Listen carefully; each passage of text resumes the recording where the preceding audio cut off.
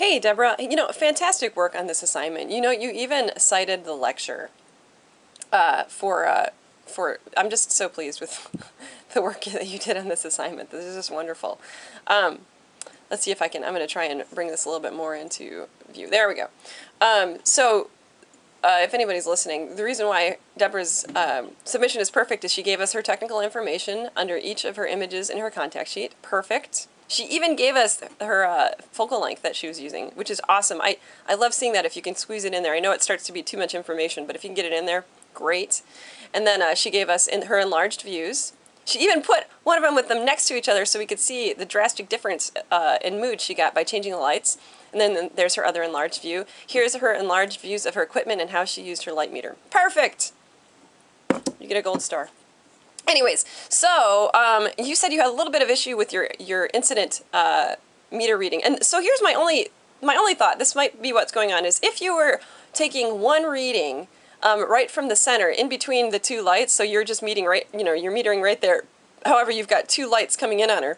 What you might have been doing was your meter, well, it's hard for me to describe what could go on there. However, what I can tell you is better case scenario is you meter once on each side of your subject's face so that you're metering the intensity of each light, and that's how we get light ratios. Light ratios, some information about light ratios is in the lecture this week under the section called Light Ratios. But I also put a movie in the announcements that I think is a lot more how-to informative. It deals with strobe lighting, but the metering technique is the same. Minus plugging your meter into your strobe or having them set up with wireless. You're just taking a reading in incident mode of each light. So you would, in this case, you would hold the meter on one side of her face in this quality of light, pointing it back towards the camera lens, take a reading, and then you would hold the meter on this side of her face in this quality of light and point it back towards the lens, taking a reading. I hope that makes sense. So you would have gotten a better idea of how much light you needed if you had taken a meter reading ratio and then kind of compromised between the two sets of exposure values, or prioritized one over the other. It's your choice. It's your aesthetic choice. Also, you said here that your meter was giving you aperture settings that were not available based on the millimeter length lens that you're using. And that happens. So when that happens to me, I just come up with an equivalency in my head. If it wants me to use f4, but I've got my lens at, say, like 100 millimeters, and so I cut off at like f5.6, then that's just one stop, so I compensate with my shutter speed. I don't know if anywhere in the classes you guys have taken so far anybody's ever talked about exposure value equivalencies. And let me know if they haven't. Please just get back in here and directly let me know if that's completely foreign to you, anybody. Because I would be happy to share some information with you about it, because I think it's really helpful. Because all the time, if we're using a zoom lens with multiple focal lengths, we only have a set of apertures available to us at any particular focal length, and your light meter is indiscriminate about that. And so you have to come up with equivalencies in your head or on paper if you need paper, whatever. So it's really important. So let me know if you've ever heard about that before, and if not, I will dig around and find as much information as I can and put together an announcement about it. So here, I'm just going to talk about this. So we've got two very different feeling portraits. One, because here she's smiling and looking directly at us, and here she's looking away and not smiling, and she's in a totally different pose. And that's fine, but what's important here is the light quality is very different. So you said that you're going with soft, even lighting here, and then a harder, more direct light with a higher ratio here. Which you're getting it perfectly here. This is considered a high light ratio, so it's definitely more dramatic. The lighting is a bit harder. I don't know, based on your equipment shots, I guess you're shooting through umbrellas in all cases, right? You're shooting the lights through the umbrella, right?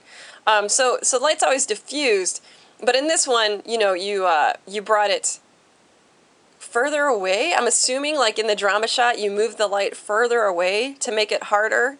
I don't know. You'll have to let me know. Your write-up's good, but it's not as detailed as it could be.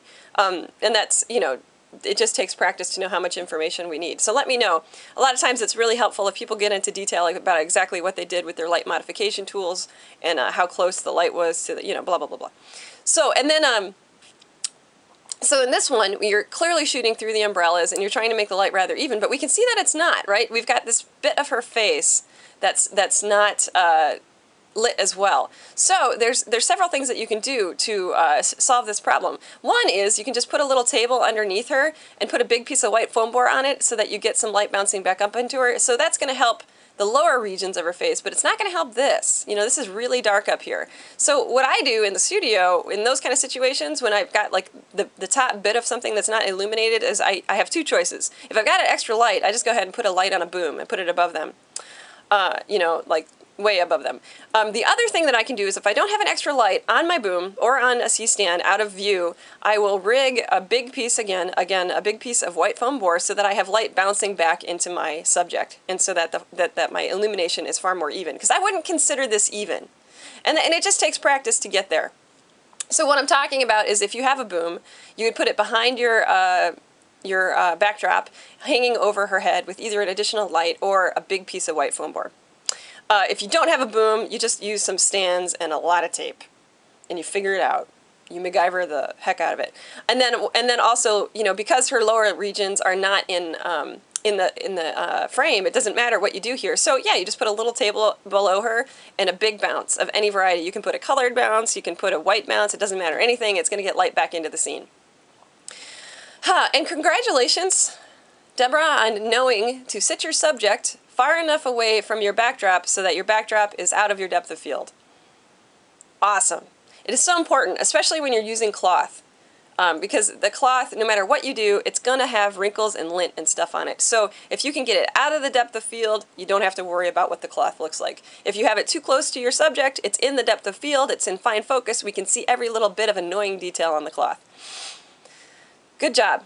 The other way to get rid of that problem is to use just paper backdrops. But you still need some space between your model and your backdrops so that you can creatively light your backdrop separately from your model or subject or whatever. All in all, great job on this assignment. Thanks so much, Deborah. I can tell that you worked really hard, and you seem to have quite a bit of finesse with your models. Very good.